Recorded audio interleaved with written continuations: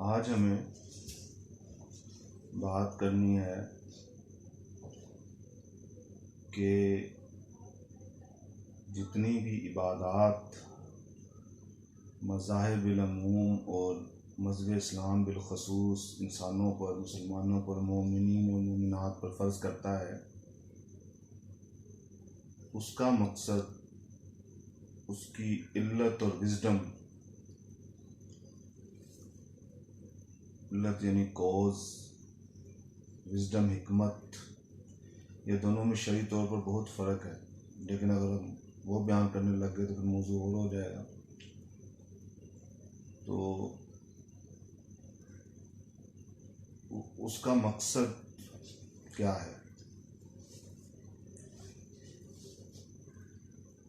इम्तिहान को हमने जाना, सीखा, समझा कि दुनिया किस असूल पर बनाएगी, इंसान क्यों किस असूल पर बनाया गया, वो इम्तिहान की वजह से। उसी इम्तिहान में कामयाब होने के लिए, उसे आसान बनाने के लिए इंसानों को इबादत का तोहफा दिया गया। इसका मकसद ये है कि एक जो बंदा मोमिन है, मुसलमान वो होता है जो अल्लाह और उसके रसूल सल्लल्लाहु अलैहि वसल्लम को मान ले, और मोमिन वो है फिर जो उनकी गाइडेंस, उनकी इंस्ट्रक्शंस, उनके ऑर्डर्स को ओबे करे और फॉलो करे। तो मुसलमान मोमिन बन जाए यानी उसके अंदर अब्दियत पैदा हो जाए। अब अब्दियत और इबादत में क्या फ़र्क है? इबादत तो नमाज, रोज़ा, ज़कात, हज जैसे ये इबादत है, इनकी शक्ल है, ये मखसूस वक्त में मखसूस तरीके से मखसूस एक मॉडल के साथ अदा की जाती है। अब्दियत एक एट्रीब्यूट है, क्वालिटी है, एक सिफ्त है। वो क्या है कि इंसान के अंदर 24 घंटे की जो उसकी ज़िंदगी है वो अल्लाह जल्ला शानहू और हुजूर अक़दस सल्लल्लाहु अलैहि वसल्लम की मंशा और मर्ज़ी के मुताबिक हो जाए। तो ये मकसद है इबादत का। चूँकि 24 घंटे की प्रैक्टिस है तो हम एक इम्तिहान से गुज़रते हैं, सब्र का, शुक्र का, मुख्तलिफ़ हालात से गुज़रते हैं। तो इस इम्तिहान में कामयाब होने के लिए, इसको सहल बनाने के लिए ज़रूरी था कि ऐसी इबादत फ़र्ज़ कर दी जाएं जो उसकी पूरी ज़िंदगी का, दिन का और औकात का अहाता करें। तो इबादत में चूँकि सबसे अहम इबादत नमाज है तो वो फ़र्ज़ की गई। नमाज अगर ठीक हो जाएगी तो सारी इबादत ठीक हो जाएंगी। इबादत ठीक हो जाएंगी तो इंसान के अंदर अब्दियत पैदा हो जाएगी। अब ये कैसे पता चले कि जो आदमी नमाज पढ़ रहा है, रोज़ा रख रहा है, हज कर रहा है, ज़कात दे रहा है, ये आबिद भी है, इसकी इबादत कबूल भी हो रही है और इसकी इबादत इसे दुनिया और आखिरत में अल्लाह के यहाँ कामयाब करवाएंगी, और ये इबादत इसका छोटे से छोटा मसले से लेकर बड़े से बड़े मसले तक को हल करवाएंगी। और अगर नहीं करवा रही तो इबादत यकीनन अदा करने से तो अदा हो रही है, इस लिहाज से तो कबूल है, कम से कम फ़र्ज़ अदा हो रहा है। लेकिन जो असल हदफ और मोटिव है इबादत का, कि इस पूरी ज़िंदगी को, दुनिया को इस तरह बना देना गोया अपने अमाल से, अपनी प्रैक्टिस से, कि ये उनके अदा करने के नतीजे में जन्नत का एक छोटा सा प्रोमो टेलर बन जाए, और उनको ना ओबे करने से गोया ये जहन्नम का एक टेलर और प्रोमो बन जाए। तो इसका मेयार ये है, अगर किसी आदमी ने देखना हो कि उसकी इबादत उसके अंदर अब्दियत पैदा कर रही हैं, तो उसका यार्ड स्टिक लिटमस टेस्ट ये है कि वो देख ले कि उसके हाथ और ज़ुबान से अल्लाह ताला की तमाम मखलूक सवाए डेंजरस और क्रिमिनल के, यानी मूजी और मुजरम के, इन दो के अलावा उसके हाथ और ज़बान से किसी को किसी किस्म की कोई तकलीफ ना पहुंचे। हाथ और ज़ुबान से क्या मुराद? इंसान की सारी ज़िंदगी या अमल है, एक्शन, या कोल वर्ड है। तो कोल व अमल यानी सारी ज़िंदगी इन दो में आ जाती है। तो सारे मार्गों को हाथ से तबीर किया गया और ज़ुबान कोल की तबीर है। तो जिसकी ज़िंदगी में सिफ्त है कि उसके किसी भी अमल से किसी भी अल्लाह की मखलूक को, मखलूक कह रहा हूँ इंसान, मुसलमान, मोमिन नहीं, इससे अंदाज़ा लगा लें वो दर्जा बदर्जा कितने अहम होंगे। किसी भी मखलूक को सवाए मूजी और मुजरम के तकलीफ़ ना पहुँचे, तो यह आदमी समझ ले कि इसकी इबादत कबूल हो रही है और इसकी इबादत इसे ज़िंदगी में, दुनिया और आखिरत में कामयाब करेगी। और ये अपने दीन का, अपनी किताब का, अपने कुरान का, अपने रसूल सल्लल्लाहु अलैहि वसल्लम का सच्चा मुत्तबे, फॉलोअर और ग़ुलाम है। इसलिए इबादत को फ़र्ज किया गया, इसलिए नमाज 5 वक्त की फ़र्ज की गई।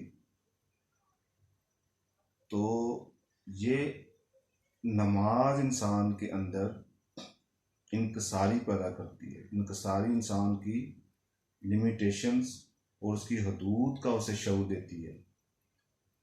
तो उसे अपने छोटा होने का और अपने खालिक मालिक के बड़ा होने का एहसास होता है। ये अब्दियत उसे सारे के सारे हकूक़ अल्लाह अदा करने पर आमादा करती है और उसे एनर्जी देती है। और रोज़ा इंसान के अंदर एसार पैदा करता है। एसार इंसानी तारीख में सबसे बड़ा मीन ऑफ वेलफेयर है, यानी सारी वेलफेयर का असल मकसद और हदफ जिस क्वालिटी से इंसान के अंदर पैदा होती है वो एसार है। तो रोज़ा एसार पैदा करता है। अब एसार क्या है? किसी ने देखना हो कि उसके रोज़ों ने, रमज़ान ने, शब कदर ने, इन चीज़ों ने साबित बनाया है कि नहीं बनाया, तो वो ये देख ले कि इसके अंदर एसार पैदा हुआ कि नहीं हुआ, यानी अल्लाह के वो तमाम मखलूक के हकूक़ अदा कर रहा है कि नहीं कर रहा। एसार अब क्या है?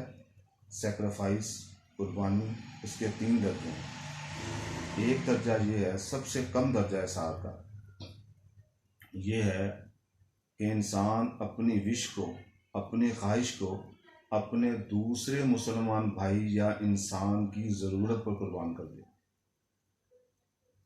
दूसरा दर्जा ये है कि इंसान अपनी ज़रूरत को दूसरे भाई की ज़रूरत पर कुर्बान कर दे, ये इससे अफजल है। और तीसरा सबसे अफजल, the greatest stage of sacrifice, एसार ये है कि इंसान अपनी ज़रूरत को अपनी भाई की ख्वाहिश पे कुर्बान कर दे। ये चीज़ों में भी, सलूक में भी, बिहेवियर में भी, जज्बात में भी, सारे मामला में। लेकिन हम चीज़ों में मिसाल ले लेते हैं आसानी से ताकि दर्जे समझ में आ जाए। तो पहला दर्जा जिसकी मैंने ख्वाहिश और ज़रूरत की मिसाल दी, उसकी मिसाल यूँ है कि आपकी ख्वाहिश हुई कोई बहुत अच्छा फल, कोई स्वीट डिश, ट्रैफल कस्टर्ड खाने की, यह आपकी ख्वाहिश है। फिर आपको पता चला आपके दूसरे मुसलमान भाई या इंसान की ज़रूरत है कि उसके पास तो खाना नहीं है, तो आपने वो ट्रैफल के पैसे, वो स्पेंडिंग, वो ख़र्चा उसे खाने के लिए दे दिया। तो ये अपनी ख्वाहिश को अपने भाई की ज़रूरत पे कुर्बान करना है, एसार का ये सबसे कम दर्जा। फिर दूसरा दर्जा, आप भी खाने की ज़रूरत है, भूख है आपको, और आपको पता चला आपके भाई के भी ज़रूरत है, तो आपने वो खाना सारा या आधा उसे दे दिया। तो ये इसार का दूसरा अफजल दर्जा है। और सबसे अफजल दर्जा ये है, वो पहली वाली मिसाल को वो डालें अगर, कि मेरे किसी भाई की अच्छा फल, ट्रैफल या कस्टर्ड खाने की ख्वाहिश है, तो मैं उस ट्रैफल या कस्टर्ड को, और मुझे ज़रूरत है खाने की, तो मैं अपने खाने को पोस्टपोन करके उसे ट्रैफल करा दूँ। ये सबसे अफजल दर्जा है। ये आदमी, ये इंसान अगर लाखों करोड़ों के घरों में रहे, लाखों करोड़ों के कपड़े पहने और बड़े बड़े विलास और बंगलोज और ब्यूक, पिजारो, प्राडो और लैमोजीन में भी फिरे, तो ये आदमी सही मायनों में सादा तीन मतवक्कल अल्लाह का पसंदीदा आदमी है कि इसे ये 3 दर्जे अगर हासिल हैं तभी उसकी प्रैक्टिस है, क्योंकि इसकी कमाई में हलाल से हो और ये वाली असार कुर्बानी हो, तो यकीनन ये आदमी सारे इंसानों की फलाह बहबूद और वेलफेयर का अलम बरदार करार पाता है। तो अगर किसी आदमी ने रमज़ान में अपनी नमाज के ज़रिए, अपनी इबादत के ज़रिए इस रमज़ान में हासिल कर लिया है, तो अल्हम्दुलिल्लाह उस शख्स को सदबार मुबारक हो, बेशुमार मुबारक हो कि इस रमज़ान ने इसको बदल दिया है। अब वो इंशाअल्लाह इस दुनिया का कामयाब तरीन इंसान है, और उससे ज़्यादा कामयाब वही है जिसने इस चीज़ को ज़्यादा प्रैक्टिस और अक्वायर कर लिया है। तो ये है अब्दियत और इबादत का फ़र्क। अगर ये हासिल हो गए हैं तो मुबारक हो, हमारी नमाजें भी कबूल हैं, हमारे हज भी कबूल है, हमारी ज़कात भी कबूल है, हमारा शब कदर भी कबूल है। और शब कदर भी उसी आदमी की शब कदर है जिसको ये सिफ्त मिल गई। अब आप इस पर गौर करें, इंशाअल्लाह इसको सब्सक्राइब करें, शेयर करें, लाइक करें और ज़्यादा से ज़्यादा इस बात पर गौर करें। फिर आपसे इंशाअल्लाह आगे बात होगी।